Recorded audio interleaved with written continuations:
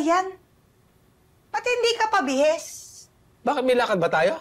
Kalimutan mo na agad, no?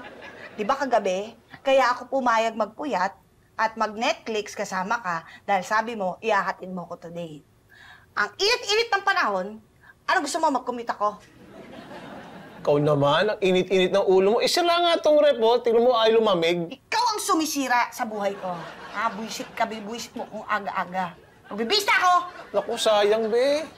Mawawala sana yung init ng ulo mo, eh. Pagtitimpla kita ng juice, ng iced coffee. Yun nga lang, walang yelo. Ano mo, be?